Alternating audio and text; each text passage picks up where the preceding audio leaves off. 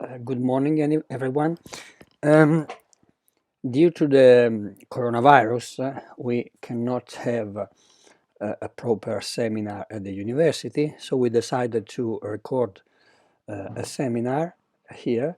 So I will speak on the issues that I would like to expose at the university in the original seminar of the March 3. And of course, I will also send to the organizers the slides, so you can follow what I will explain with the slides. I will try to explain which slides I'm commenting, so that my words can be combined with the proper slides.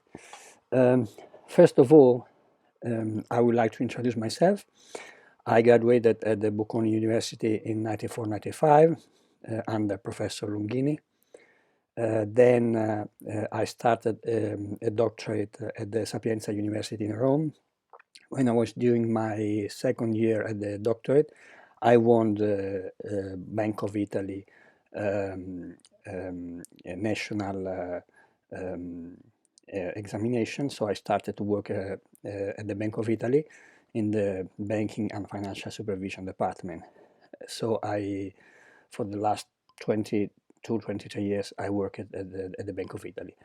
Then from 2014 on, I started to collaborate with the Cattolica University in Milan on the issues of banking supervision, financial crisis, and so on. I say this because my point of view on financial crisis is not a point of view of an academic, or not only of an academic, but overall my point of view is a professional point of view, so to speak, because especially when the financial crisis of 2008 exploded, my work was exactly supervising the biggest entity in terms of international banks in Italy. So my point of view is a practical point of view, so to speak, even if, of course, I always had a background of theoretical economics. So I try to, in this seminar, to combine my professional experience with my academic and theoretical background. So what is on the agenda? I will try to explain my position on the 2008 crisis. I will try to explain why this crisis was not on the radar of the mainstream paradigm. Then I will focus on some methodological aspects. Then I will try to explain how, after the crisis, the economic theory has reacted to this crisis, what kind of remediations, so to speak, had been put aside, and what is another way to look at the crisis, especially in the theories of Marx and Minsky. Here we see the Queen Elizabeth the second, that in 2008 went to the London School of Economics because there was an inauguration of a building or a part of the school, and she asked why no one had seen the crisis coming, and no economist was able to reply to her or to everybody else, because the crisis was not only not predicted, but not predictable in this theoretical framework. And the point is exactly that, in a sense, this crisis was not only a crisis of a theoretical model, but of what this theoretical model has suggested to policymakers, central banks, regulators, and so on. So I will try to speak of both these kind of crises. This is a quotation of the then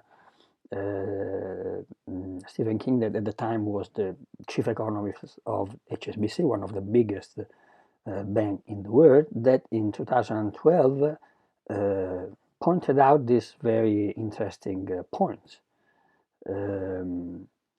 When the recent university graduates, so we are speaking about many years after the crisis, the best recruited people from the HSBC, by the HSBC, so the best people in the world, because of course a big bank can pay a lot of money to these guys. He asked how many hours they had spent in their classroom speaking about financial crisis, and most of them replied that the subject was not even discussed.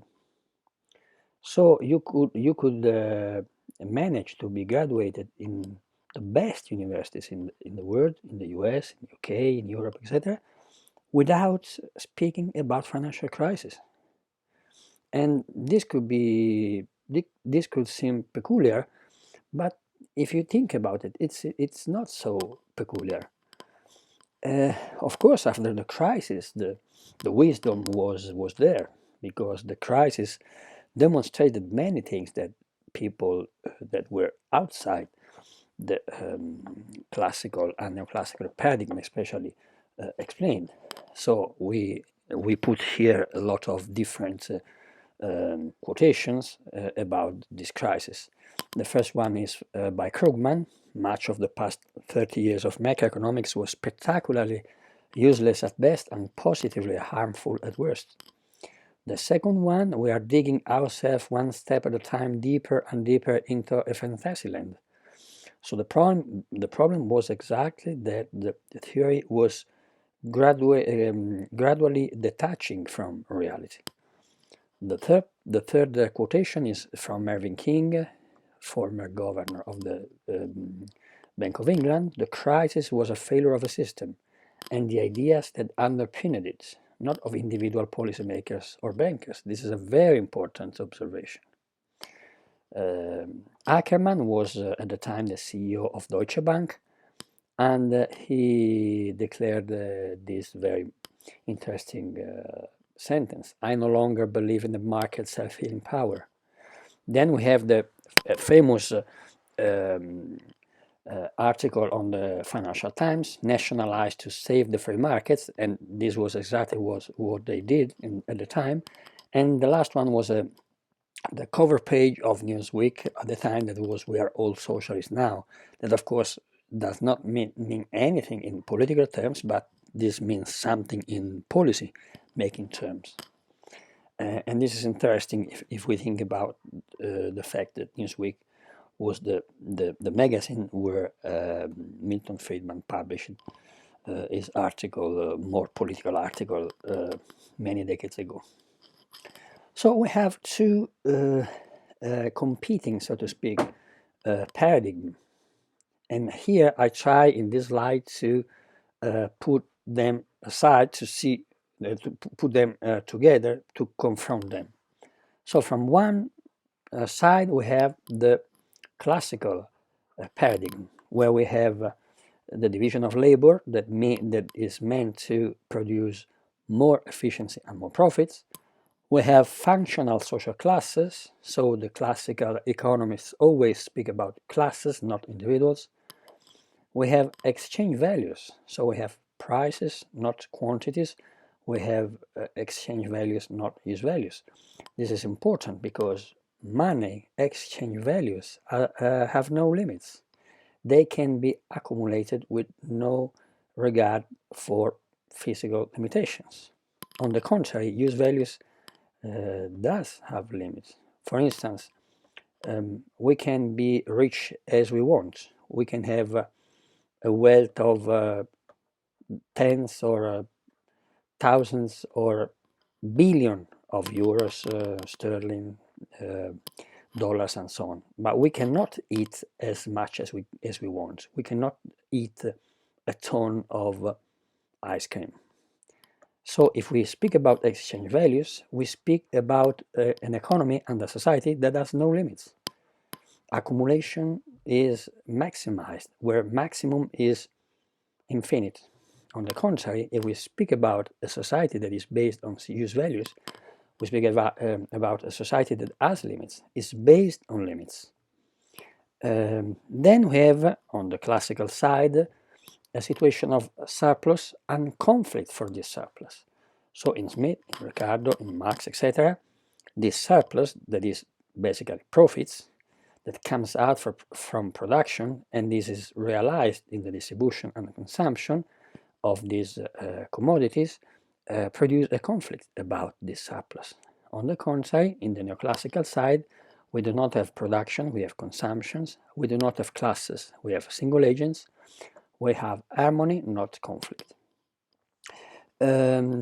So all this means that on the classical side, we have a monetary economy of production, as Keynes famously said. So a production that is based on money and is made for money.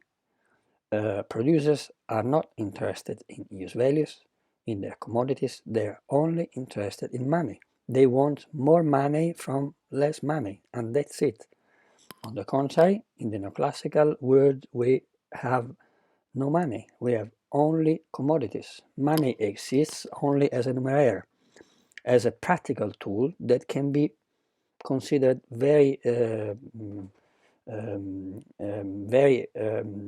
not very early, but in a very complex situation. We can speak about models, a complete model of the economy without money. So in the classical side, we have cycles of innovation, of competition, and we have what Marx, using a Newtonian analogy, called laws of motion. We have something that evolves, that is always changing and different from before. On the contrary, in the neoclassical side, we have equilibrium. We have a society that is basically always the same, that has always been the same. What changes, it's only the preferences of people and the technologies that we use. But if we put aside preferences and technologies, society has always been based on exchange on use values among individuals. Of course, the general economic equilibrium, that is the core of the neoclassical paradigm, died in the 50s. Why? Because after the important contribution, analytically and formally speaking, about GEE, so Arrow, Debré, etc., no new discoveries has been made. On the contrary, in the 60s, in the 70s, it has been clear, I would say forever, that the GE is a dead end, that you cannot demonstrate formally other things. You cannot demonstrate that the equilibrium is stable. You cannot demonstrate that you have a unique equilibrium. You cannot demonstrate dynamical properties of the equilibrium.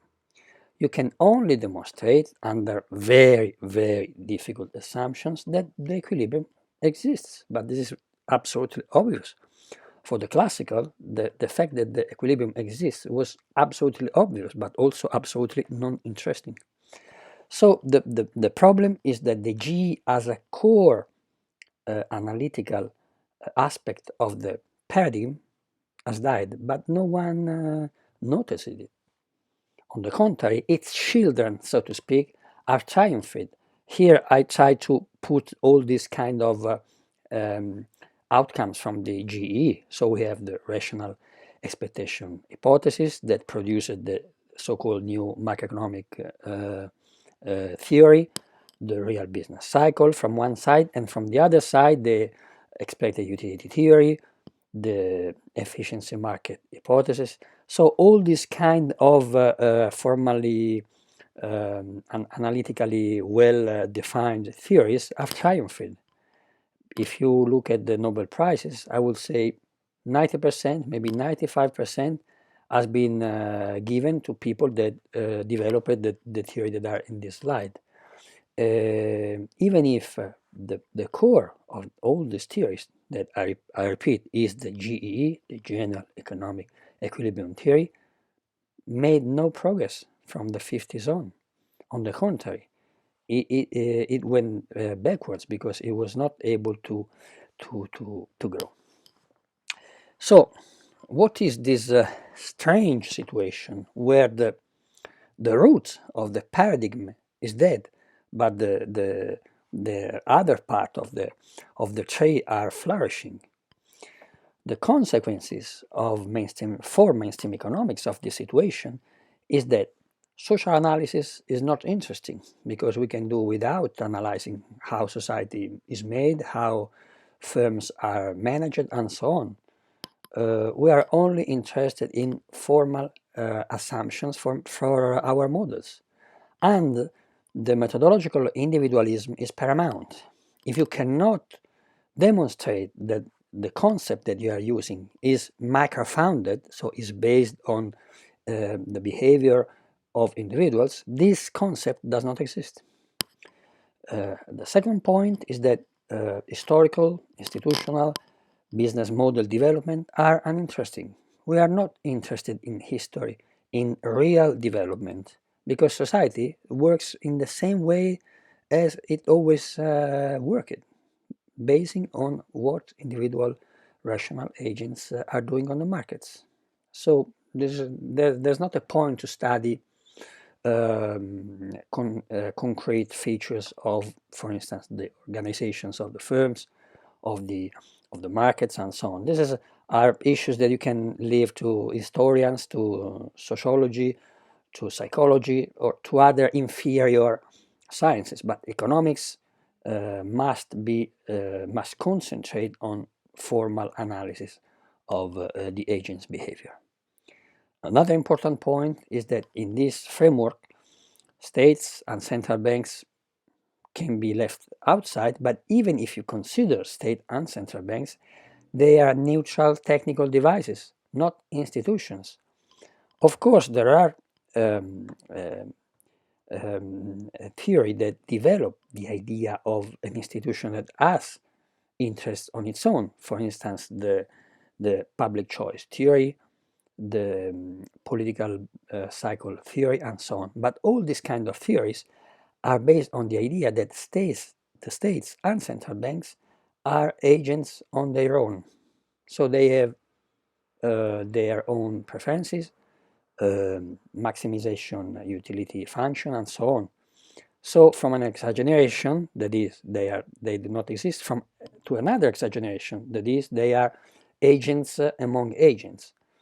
On the contrary, in the classical and especially Marxian analysis of the society, states and central bank participates. Every political institution participates in the political process and are part of this political process, not on their own, but as part of this of the general conflict for surplus.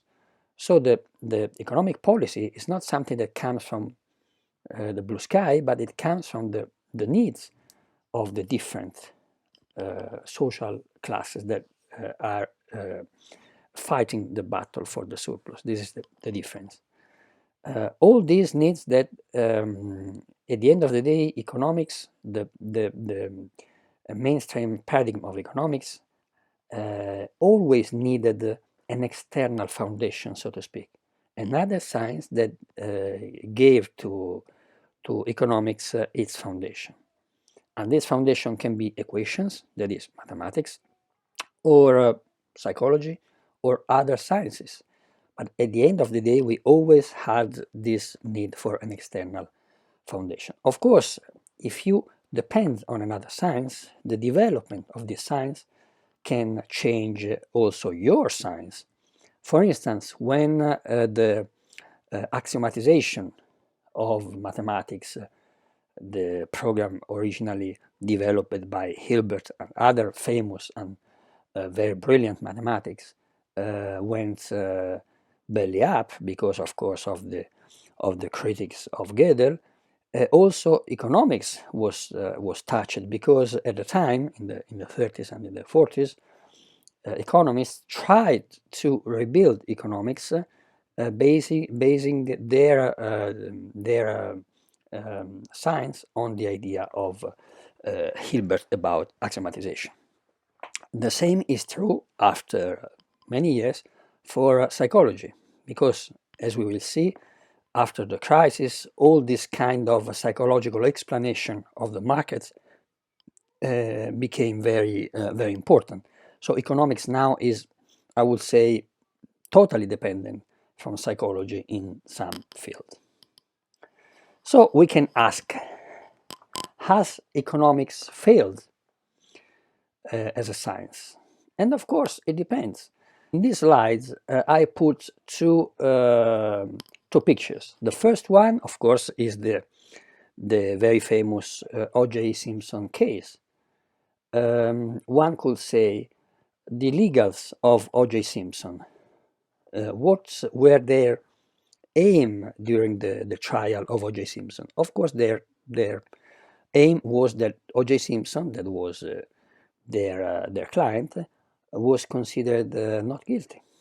This was the objective, the aim of the lawyers. This means that he was not guilty. We don't know, of course. The point is that their aim was not the truth, a general abstract truth. Their point was that they aimed at the conclusion of the process in favor of their clients. So they succeeded. Maybe that O.J. Simpson in reality killed his wife, but that's not the point for them. The second picture is of a woman that is smoking. Now, it is not very known that in reality for many years women were considered, how can we say, a good woman was not a smoking woman. Smoking was only for men, I would say, until at least the 20s or the 30s. In fact, there is a famous letter when an economist speaking about Vilfredo Pareto, the very famous Italian economist, wrote to a friend of him that he was astonished by the fact that the wife of Pareto smoked, and this was considered absolutely strange at the time. Now, what happened? It happened that after the 20s and the 30s, the founder of modern marketing and propaganda machine, Edouard Bernays, made a very famous and very successful campaign to convince women to smoke, and he succeeded. In fact, now women smoke more or less as men. So we can say that, of course, he succeeded. The campaign he promoted was very successful. Once again, what this means for reality? Of course, it depends from what your position on smoking. If you think that smoking is not good, yes, he succeeded, but society as a whole failed. But this is not the point, because Bernays was not interested in, once again, a general truth, the general disposition of society. He was interested in the people that paid for the campaign. So if we think at these examples, we can say that both these guys, the defender of J. Simpson and the promoter of smoking for the women, succeeded. They had a resounding success. So if we are asking ourselves if economics failed or succeeded, we must firstly ask to ourselves what we are talking about. What means for economics to be successful? Now we come to what, after I would say the compromise of the neoclassical synthesis in the 50s and in the 60s, came to be the modern economic theory. That is what I call the imperfectionist world. Now, we say that the GE model as such has totally failed since at least the 50s, because no one is interested anymore in the GE world. In fact, the last Nobel Prize for this theory was, I would say, Arrow Debré themselves. So we are speaking about very, very distant time. But this is not the point, because the GE model, that is the general equilibrium analysis, tells us that the competitive markets are efficient, stable, etc., if you accept many assumptions. So if you consider these assumptions to be true, the results are welfare economic theorems, etc. What happens if there is an imperfection? So if one of the many assumptions of the GEE framework are no more valid for a number of reasons.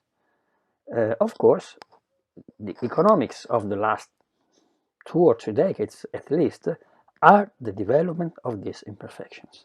So, for instance, if informations are not equally distributed in the markets, if you have what we call asymmetric information, there are a lot of different consequences from it that we know very well, especially in financial markets, but also in many other markets.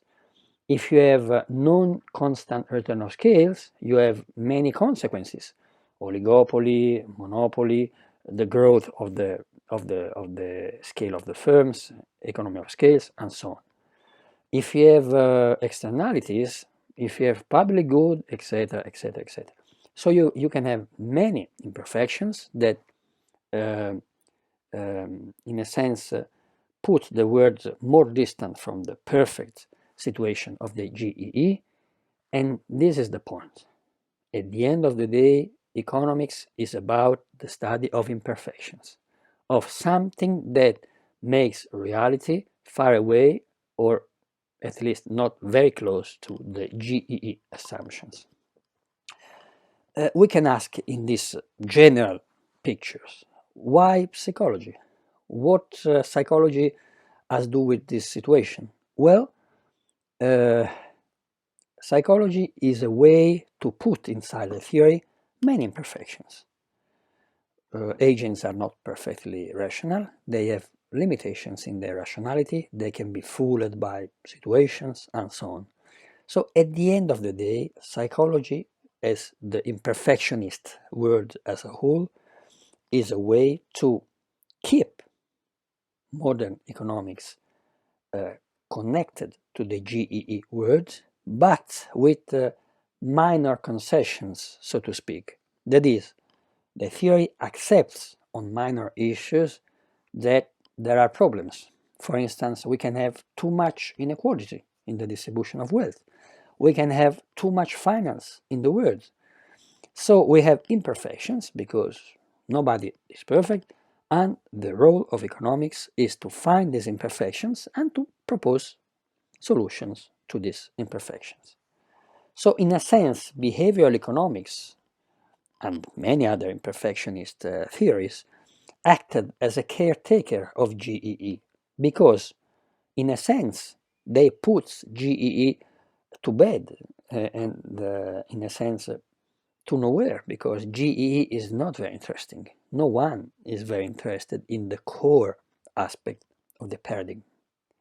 But at the same time, they keep the GE at the foundation of the paradigm. They only made some critics to the development of the paradigm in the different direction. So now we concentrate on the behavioral economics, that is the cornerstone of the connections between psychology and economics in modern times, the BE critics to Homo economicus. So what are the critics that these psychologists, because they are not economists, mostly of them, especially at the beginning, were psychologists, starting with Kahneman and Tversky, what are the critics that they made to economics? Behavioral economics accepts individualism, accepts hedonism, so the idea that people are maximizers, and accepts reductionism. But all these aspects must be reconciled with the fact that human beings have limitations, cognitive biases. We have biological limits. And in the case of Herbert Simon, that is the first wave of psychological economy, we have also computational limits. So the Homo economicus is not real perfect as a rational maximizers. He has or she has limits. So if you think about it, we are passing from economics to biology. If the markets are not efficient, if they are not perfect, the problem is biology, is how people think, is how evolution gave rationality to human beings. So you cannot put the blame on some kind of societies or policy. The problem is in the mind of the people. So you cannot change our historical or biological evolution. So it's biology that explains market dynamics. So we can ask if all this kind of behavioral economics, behavioral theories that are very famous nowadays because they are the main results of the 2008 crisis in terms of answers of the theory to the crisis itself, we can ask if it's able to explain bubbles and in general financial dynamics. The point is that BE, behavioral economics, just like the efficient market hypothesis and in general the traditional finance theory, only deals with single investors. So behavioral economics is not interested in historical aspects, in institutional aspects, in how markets develop, in the different strategies of the banks and so on. It's only interested in how mind and brain works, but we can assume that as evolution is very, very slow, our brain is the same of 2000 years ago or even 10,000 years ago. So the point is not how financial markets work, is how our brain works. So we are dealing with single investors and so on. If you study the literature about behavioral economics, you can find some work on organizations. But especially after the 70s, Simon was different because Simon created his theory discussing organizations. And this is actually why it was set aside by economists as a psychologist. But when behavioral economics returned after the 70s with the prospect theory and in general with the behavioral cognitive biases and so on, when it returned to be fashionable, it was based on individual with no particular organizational. So, of course, there are many psychological schools that study organization, group psychology, organization psychology, but this is nothing of interest for economics because, as we said, economics is based, modern economics is based on individual methodology, methodological individualism. So BA is micro-founded because it starts and ends with the behavior of the single investor.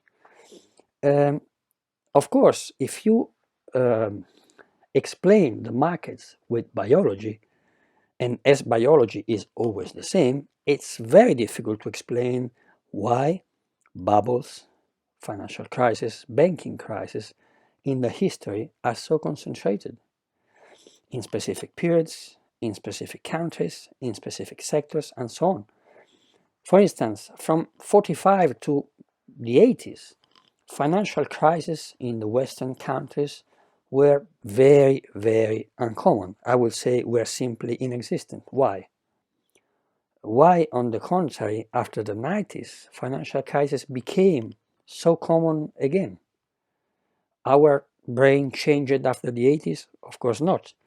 Our cognitive biases are changed after the 80s or the 90s? Of course not. So we cannot explain why we have, after the 90s, so many financial crises using biological aspects. So the two main points that makes behavioral economics so interesting for the mainstream paradigm are exactly what makes behavioral economics useless to explain the crisis, exactly like the market theories, more traditional ones, so to speak. In this picture, in this slide, I try to make a picture of all the development of the psychological connection, so to speak, with economics. So we start with the original utilitarianism, with Epicurus, etc. Then we have the modern utilitarianism, especially Bentham. Then we have the development, the formal development of the utility theory, modern utility theory, that is a development based on axiomatization.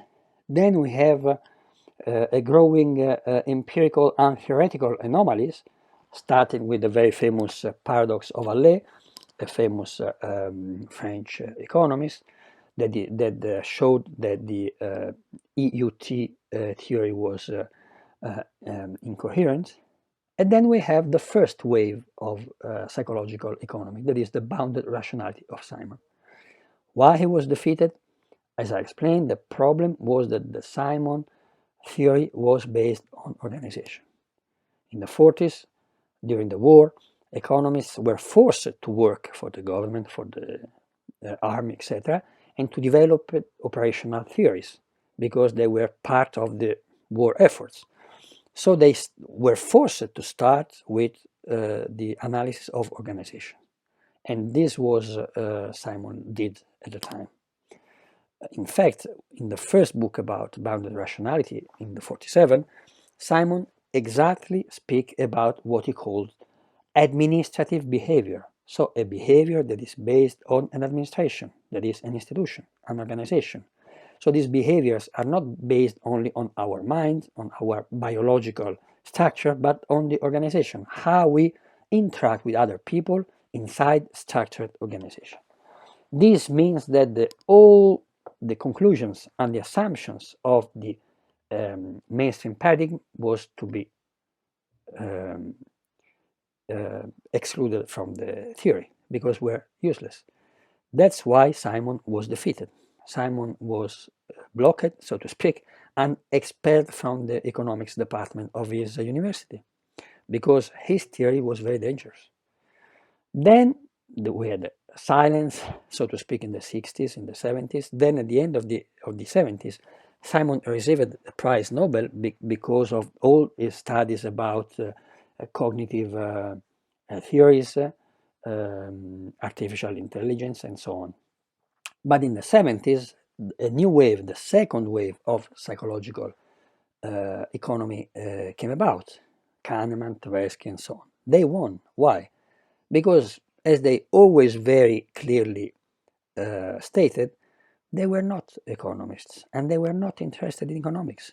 They were interested in general theories about decisions, how people make decisions, and of course, an application of this theory was economics.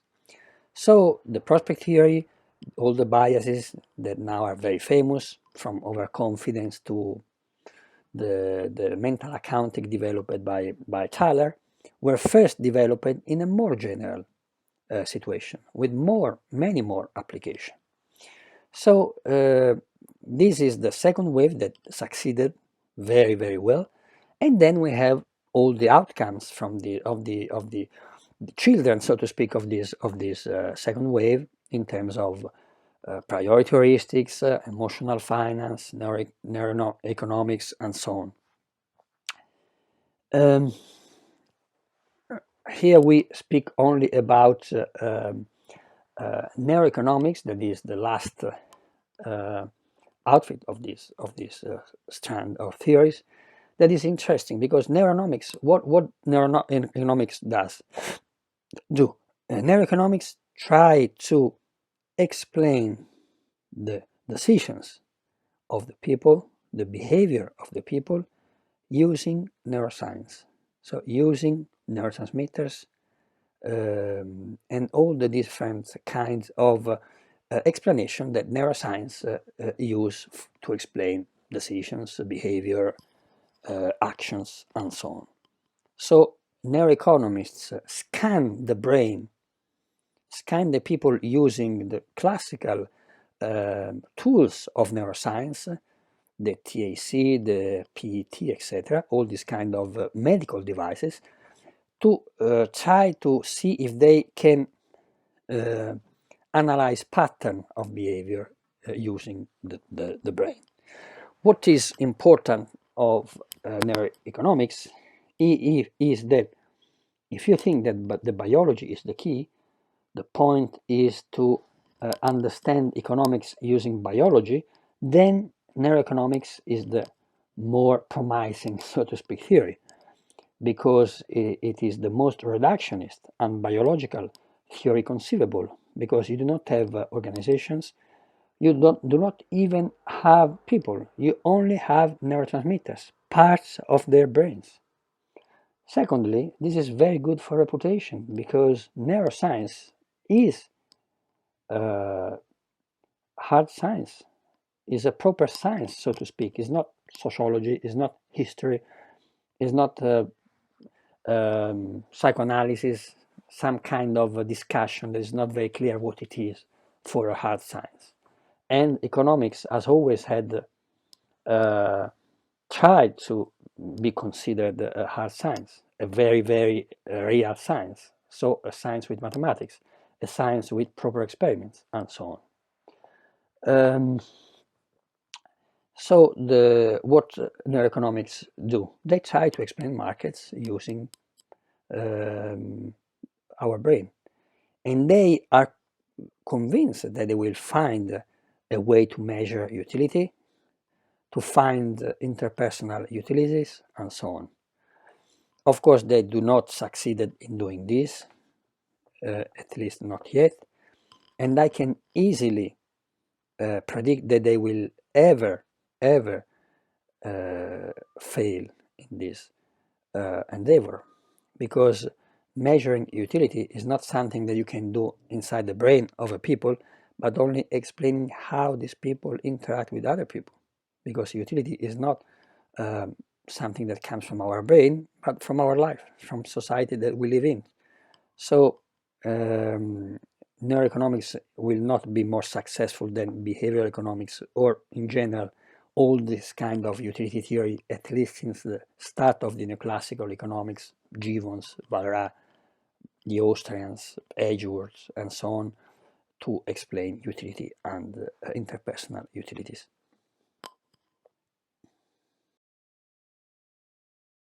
So now we comment the second part of the slides that we prepared for this seminar. So we explained how the theory developed. We explained why it was not able to explain the 2008 crisis, because it excluded money, finance, profits from the very core of the theory, and how it tried to answer to the crisis using what we call the imperfectionist word. So a way to include, to add imperfections to the paradigm. So the theory was not able to explain the crisis because it did not include the right imperfection. So the solution is to find this imperfection, to put it inside our model, and that's it. So in this case, the problem was psychology. If we include psychological biases, cognitive, emotional biases, and so on, we can explain how and why markets are not efficient, stable, and so on. It is interesting, and we use this slide, that is the slide number 16, with two different books that are very, very old. The original book of Kindleberger is of the 70s, but it is based on even older work. And the book of Charles Mackay, very famous, Madness of Crowds, went out in 1841. So even before the Communist Manifesto by Marx and Engels. And this is interesting because in the title of this book, The Madness of Crowds, we can find the use of psychological terms, uh, madness, panic, delusion, crisis. These are all kind of psychological terms, even if at the time psychology was even not a proper modern science. So the idea of using psychological explanation, or at least psychological terms, to discuss of financial crisis is absolutely not new. It is very old. It at least from the first financial bubbles. For instance, you may remember that the first modern financial crisis is called tulipanomania, because it was based on the price of tulipans at the time in the Netherlands. So, since the start of the analysis of the crisis in the financial markets, mania, that is a psychological term, was used.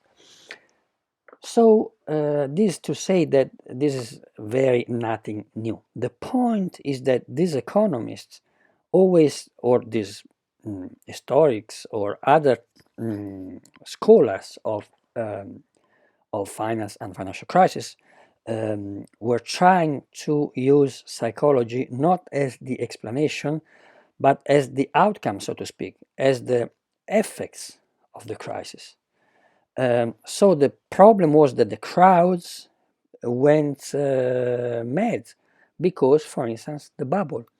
So their madness, their mania, was not the consequence of the crisis, but the effects of how markets develop. This is the difference. In modern behavioral economics, in the modern relation between psychology and economics, psychology is the causes, it's what causes the crisis, and the economic crisis is the effect. At the time, it was the other way around. And I think it's clear that my position is that you cannot explain economics using psychology. You cannot explain a financial crisis using the mind, but you can use the social behavior, the cognitive biases, and so on to explain how all this kind of crisis develop, how it can become greater, or it can cause a panic very rapidly, and so on. The other important point here, I put a famous picture of a beauty contest, is exactly the analysis that Keynes and others made on the financial markets based on the metaphor of beauty contest. In the 12th chapter of the general theory of Keynes, that I always suggest to my student and to everyone that is interested in understanding financial crisis to read, and to read carefully, Keynes explains different ways, different pattern of development of investors' behavior, and the most famous, of course, is the beauty contest. What is the point? The point is that markets are very uncertain, investors are very uncertain. They must invest, because if you do not invest, your money does not grow. So you are forced to invest in an uncertain environment. You do not have a guide on how investment will develop tomorrow, because reality is very uncertain. We do not have a probability distribution as in the traditional market theory. We have a situation that we do not know. So how can we invest in this situation? The solution is to see what the others are doing and doing the same. Possibly better than they are doing, but only slightly better, because at the end of the day, we are forced to do what the others are doing. Because if you do differently and we fail, we are considered idiot. But if we fail with all the others, that's fair. All the others were doing the same, so we only fail as anyone else. And this is very, very precise, the situation in 2008. For instance, before the 2008 crisis, we had the development of the so-called OTD, originate to distribute model. that consisted in taking your credit, your banking portfolio, securitize it, that is transforming loans into financial securities, and putting this credit on the markets to someone else, pension funds, investors, and so on, and using this securitization to fund the bank. So this was a model that was used by most, I would say, every big bank to fund the bank and to create more commission, more fees to the bank. So this was the model, and everyone was using this model. Of course, with the insight of after the crisis, this model had very, very fragile and risky features. But before the crisis, it was considered the golden goose, because you can create money after money after money, and it was a very profitable model. So the point is that every manager of big bank looked at the other, or the other were doing OTD, were doing this kind of stuff, and he was or she was, but normally he was forced to do the same. Because if you do not do this, you are less profitable than the others, and you are fired by your shareholders. If you fail with all the others, and probably you will be rescued by the state, as it was the case after 2008. So the point is that markets are dominated by beauty contests, by herd behavior, and this is not a biological point. It's a very, very economic point. And an important aspect that is completely missed in the modern analysis of herd behavior, and in case is explained very well, is that this is something that comes from how markets are organized today. Today, markets more and more, they are more and more organized in this way. At the Keynes time, this was at the beginning. Markets are organized by institutional investors, what Minsky called money manager capitalists. So you do not own shares, you have a pension fund. You do not own securities, you have a mutual funds or an insurance plan and so on. You do not invest on the markets, you only buy something that is managed by others. So the more markets are controlled by institutional investors, the more markets are based on beauty contests. Because institutional investors do not have ideas. They are not the owner of a factory with their vision of the market, with their ideas on how to develop new projects or programs for the factory, for the firm. They are manager. They manage money of other people. So the only goal is to have this money managed as the other are doing. In fact, if your fund does, I don't know, 3%, when the others are doing 2.5%, you are good. You are a good manager, and that's it. Nobody cares if you could make, I don't know, 4% or 5%, because this is not the point. The point is to do a bit better than the others. That's all the points about institutional investors. That's why market based on institutional investors, that is big banks, pension funds, mutual funds, asset managers, and so on, are markets more and more dominated by herd behavior and beauty contests. So how modern capitalism works? We have these two kinds of aspects. The first one is that money are managed in the way I explained. The second point is that people are forced to consume. This is different from the old time. If you think about the period of the time of Smith, Ricardo, but even Marx, even after them, wages were very low. Capitalists were used to save a lot. Everything they save were used to invest, to accumulate in other investment, and people were asked to be moderate, to restrain from their consumption. Of course, in the 20th century, all this changed Why? Because firms became very big, with very big fixed costs, with the need to sell a lot more than before, and everything changed. We had the birth of the consumerism, of marketing and propaganda. We saw an example of this before. What Vance Packard called the hidden persuaders, the dream of the original utilitarianism. That is, everything must be used to have pleasure. That is, to be consumed, to more consumptions. So the society is organized around the idea that you must consume more. If you do not consume, you are a bad citizen. That's the point. The interesting part of this consumerism society is that you cannot force someone to desire a commodity.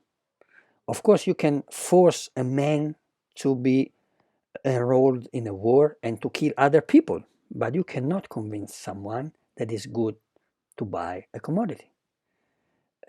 So consumption, marketing, etc., cannot pass by force. They cannot be based on forcing people to do something. They must be a lot more subtle, a lot more sophisticated. In fact, marketing is the most sophisticated social science of our time. So, what we really need? Here I have this slide, the number 18, if I look correctly, that is the very famous scale of Maslow, of the different needs of Maslow. And of course, I joked that this is a very, how to say, mechanical, unilateral way to look at what people desire. Of course, we must eat before we, I don't know, read a book, because we cannot live without eating, but we can live, and most people unfortunately do, without reading a book. But in reality, our society is not based on this rigid, mechanical way to look at consumptions. We are asked to desire more and more stuff. We are asked to be different, buying things. This is all consumption is about, being different. So consumption is not based on information.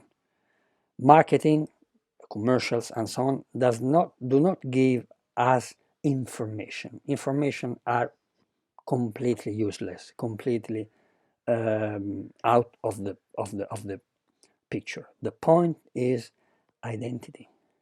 What we become using a car, buying a perfume, wearing some t-shirt or a pair of shoes. This is all about. They try to sell ourselves to ourselves. You become a better person, a more respected person, if you buy something that it happens that is sold by me. That's the point.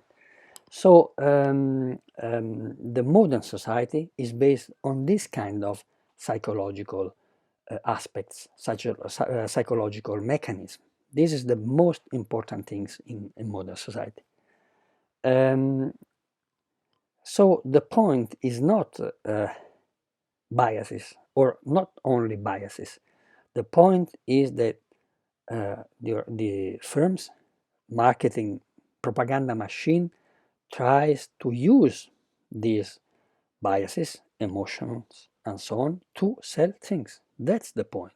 So we do not have a situation as in the behavioral economics or as in the neoclassical paradigm where we have individuals, rational individuals. No, we have very strong organizations with powerful marketing arms, and on the other side we have consumers, investors.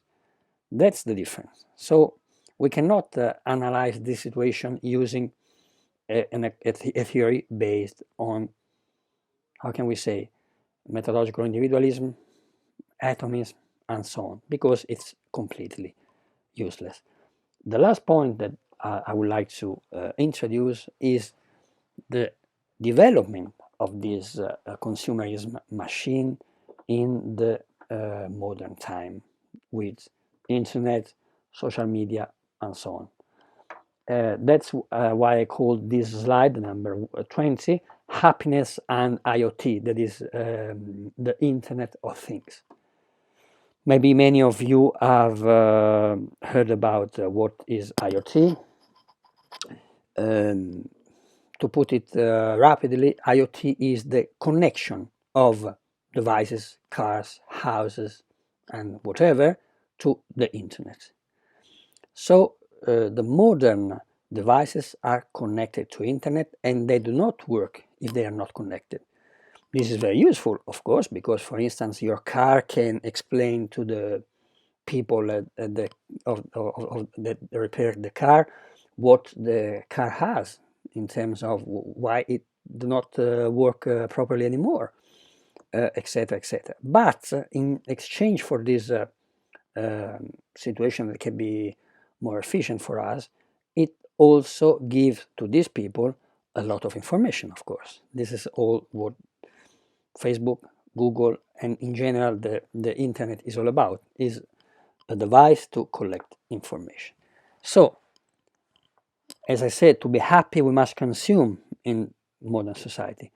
Therefore, happiness is not a right of the people, it's a duty. Of course, because happiness means buying things. So we are commanded to be happy. To sell commodities, as I said, firms sell identities, emotions. Of course, this has nothing to do with rationality, this has nothing to do with self-awareness of the consumers. We are free to be addicted to consumptions. We think to be free, but we cannot but to consume. And all this before Google and Facebook.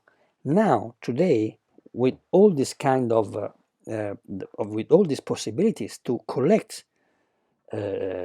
information about consumers, investors, and to analyze this information with artificial intelligence, modern algorithms, big data, data mining, etc., with all this kind of devices, algorithms, etc., you can detect pattern in consumptions, in investment, etc., that were not detectable before. So you can control people a lot better. In fact, you can see that nowadays the commercial proposal to the people are a lot more sophisticated than before. So today, the relationship between consumers and firms, thanks to the IoT, social networks, and so on, is more or less similar to the relationship between the grass in a big savanna and what is a very big grass eater animal like a cow or an elephant. So we are basically food for these firms. We do not have any possibility to be, as to say, to go outside the system. You cannot live without a smartphone unless you do not live in a jungle. You cannot have all your devices, cars, houses, etc., disconnected because they do not work in this way. So you are forced to be connected. So you are forced to give your data and to have back proposals about consumptions. So our society and our modern society, financial markets, real markets, are based on this kind of exchange. You give data and you receive information. Of course, you also commercial information. Of course, you also receive a lot of how to say, a very interesting and useful stuff. Google Maps, friends on Facebook, Google Translation, whatever. They are all very interesting devices. But in exchange of these devices, you must be inside these circuits of data consumptions, and so on. And financial markets are the parts of this system that are based on future consumption, so to speak, investment, money of the future, and so on. This is all the the structure, and of course it's very difficult to analyze this structure using the classical um, um, mainstream economics paradigm, but also behavioral economics, because all these kind of mechanisms are not understandable in a normal psychological framework that is based normally on cognitive theories. So now we start the third part of this seminar. Um, of course, as it's very difficult to record such a seminar without having people that makes question or comments, etc. Of course, the good point is that you can listen to this seminar more and more times if you want. And of course, if you have questions, you can ask the organizers my email, and that is also at the end of the slides. And you can ask me for explanation, comments, suggestions, whatever, because of course we cannot have this kind of exchange from live because of the pandemic. So we must use different ways to interact. So now I pass to what I call our alternative. So different ways to look at especially money and profits, because this is what is more sorely missing in the traditional economic paradigm. As I said in this slide, the number 21, money is not everything, is the only thing. Society and economy are based on money. What exists in economy only exists because is connected to money. And money is, of course, not a static aspect, but a dynamic aspect. Money exists because it accumulates, because it grows. Every productive process, every commodity, every investments are based on the aim of growing the money. More money from less. This is all what economics is all about. If your economic theory does not start with money, it's useless. If in the economic course at the university they do not start with money, they are not doing a good job, because they are not explaining the essential, that is, once again, money. Money is behind investment and profits, of course. It's behind banks and finance, because banks are producers of money. It's behind instability, and it's behind financialization. In fact, if you exclude money from your theory, you do not have crisis, you do not have banks, you do not have finance, you do not have history. But of course, as all this kind of stuff exists in the real world, we must start with money. We must ground our theory on what is money. So I will start to analyze what I call the financialization, that is the main trends of the financial markets that also explain the 2008 crisis with their main trends. So what were the fundamental dynamics of the markets before 2008? I put in the 22 slides, in the slide 22, 4 main trends. Then I use a lot of data, graphics, etc. to try to explain these trends. First one is globalization and financialization. The point is that globalization and financializations are connected. You cannot have one without the other. And this combination means that the more productive processes are globalized, the more they are also financialized. The more finance is important on the world scale. This combination, financialization, globalization, produced many trends. The first one is an unprecedented income, wealth, and market share concentration. Nowadays, the markets are very concentrated. This means that they are dominated by a handful of giants, and in some cases, only one firms, Google, Facebook, Amazon, and so on. Wealth is very concentrated, income is very concentrated. The second point is a growing interconnections among operators. And we can use an analogy that is very clear on this point. That is the pandemic of coronavirus. Even in very old times, we had, of course, viruses and endemic diseases, but normally their development was more difficult because people lived in very closed worlds. If you were Chinese, you did not have connections with Germans, Italians, or people from US. Nowadays, people are interconnected. The world is a very, very small place to live into. So all people are interconnected. And this is true for markets, for banks, for firms, and so on.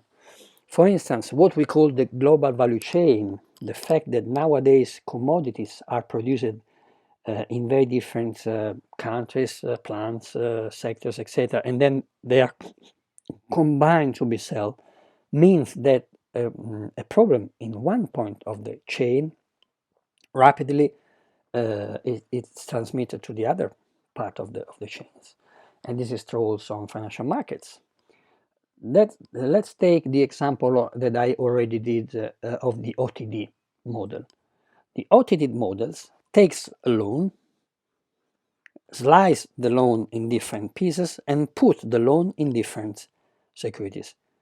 So it's like if you take people that are infected and put them in many different cities. What's the consequence? Of course, the virus spreads. And this is exactly what happened with the OTD models, so with the ABS, the asset-backed securities, with the crisis of 2008. The risk was not diversified. It was contagious. So in a world that is based on globalization and financialization, to discuss about countries, sectors, firms is not very useful. The point is that the macro, general, global dynamics are what counts. So you cannot hope to be put outside these trends. You cannot, as a single bank or a single sector, be left alone by the crisis. Of course, you have different banks, different sectors, different countries, and of course, the crisis hit differently. But the general trends are the same because the actors, the agents of the economy are more and more interconnected.